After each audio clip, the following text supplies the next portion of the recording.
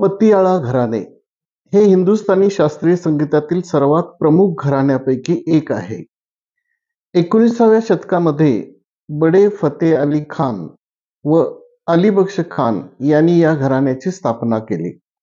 आवाजाचा विस्तार, नाद माधुर्य, बोल बांट, उदाहरणार्थ सरगम, तानांची वैशिष्ट्ये, द्रुत सरगम, तिन्ही सप्तकातील गायन, टप्पा व ठुमरी गायन हे या घराण्याचं वैशिष्ट्य आहे.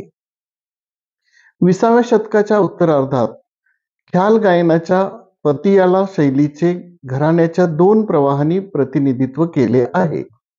एका प्रवाहाने संगीत जगताला अमानत अली खान आणि फतेह अली खान ही जोडी दिली. पाकिस्तानच्या पंजाब प्रांतातील कसूर या एका छोट्याशा गावामधून उगम पावलेल्या दुसऱ्या प्रवाहाने बडे गुलाम अली खान आणि त्यांचे भाऊ बरकत अली खान यांची निर्मिती केली. आता ते कसूर पतियाळा घराणे म्हणून ओळखले जाते.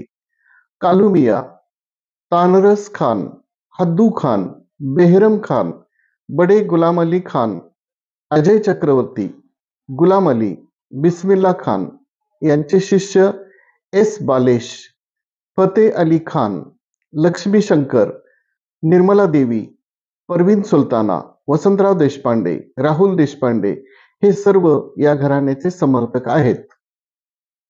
उस्ताद फतेह अली खान हे पटियाळातील शेवटचे गायक आहेत, जे पतियाळा घराण्याच्या संस्थापकांचे थेट वंशज आहेत.